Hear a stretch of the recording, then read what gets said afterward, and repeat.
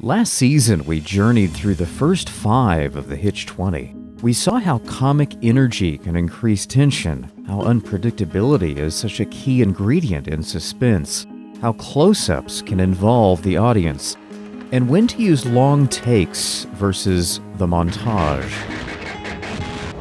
On this season, we dive even deeper into Alfred Hitchcock's techniques on his next 5 episodes.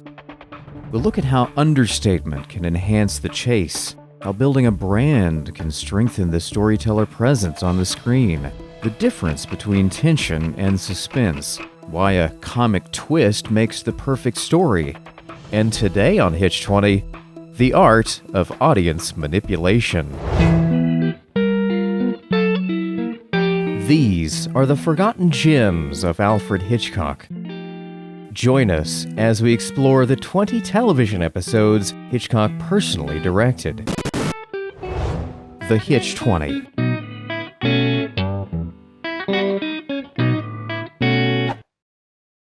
Financial support for Hitch20 is provided by GlideCam, world-class camera stabilizers. We also enjoy the inspiration of subscribers like you. Thank you.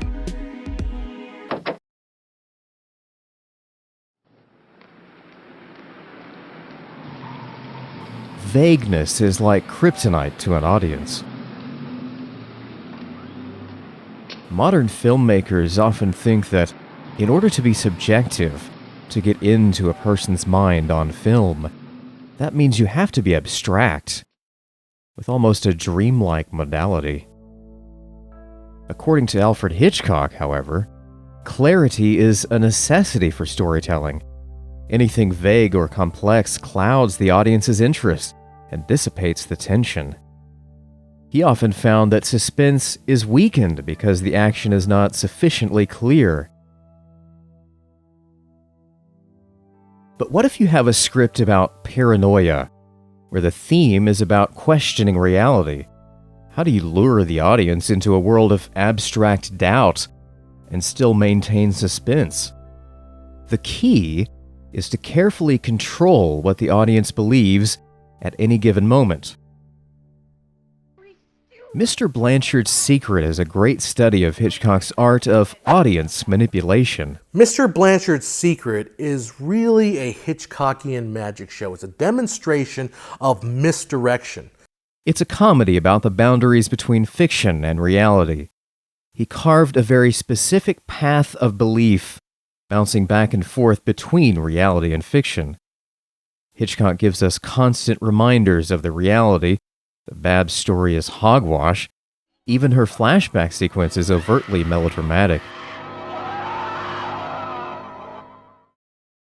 So the whole episode is shot as if we're in one of her novels, and we're kind of living a novel while she's watching the Blanchards next door. There's a line in the beginning of the play where she says, "If I thought about it hard enough, I could make this into a really big production," which is precisely what she and Hitchcock do for the remainder of the film.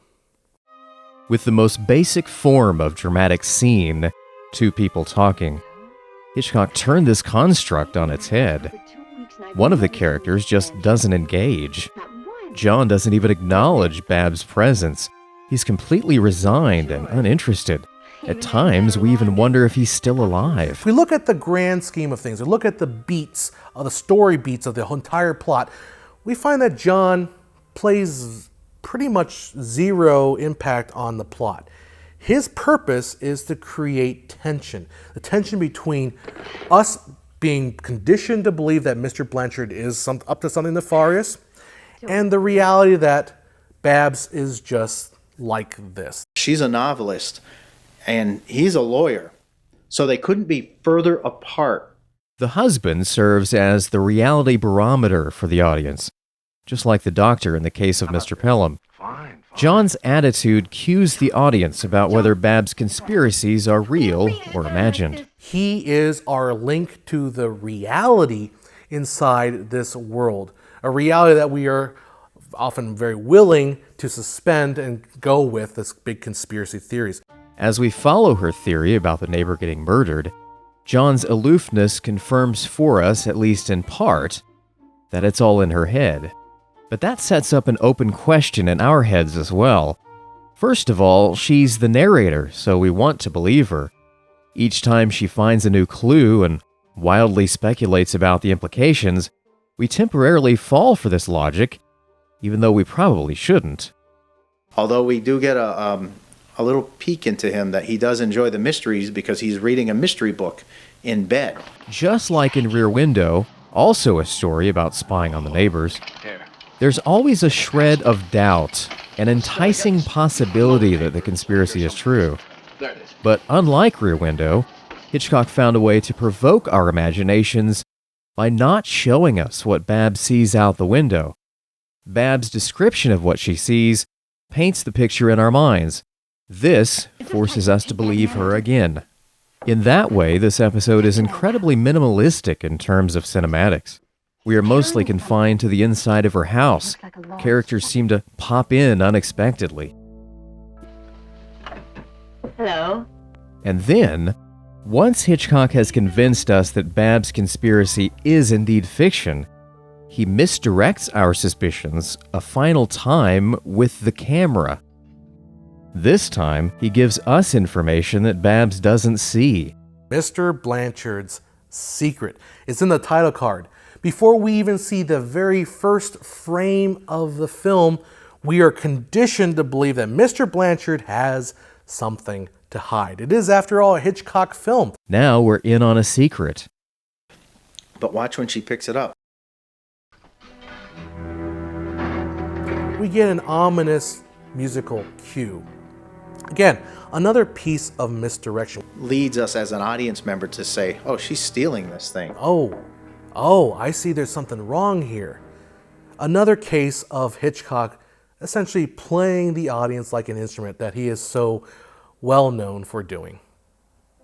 Suddenly, we swing back to the hope that Babs has been right all along and discount all the facts to the contrary. Hitchcock plays on our beliefs, and just like a roller coaster, we enjoy the ride.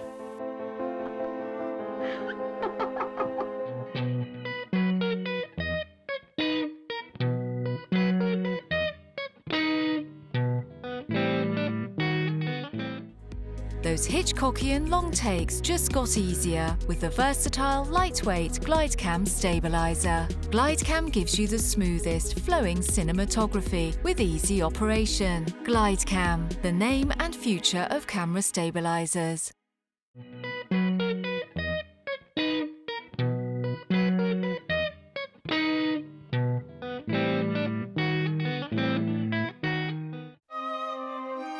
Another thing to look for in Mr. Blanchard's secret, the return of the stream of consciousness narrative, which Hitchcock used in Breakdown.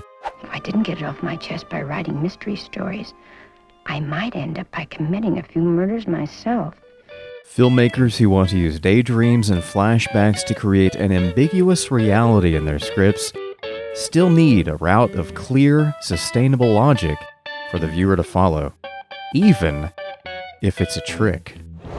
Join us at Borgus.com for more of Hitchcock's techniques and subscribe to our free YouTube channel. If you're a screenwriter or director and would like to appear on Hitch20, just send us an email.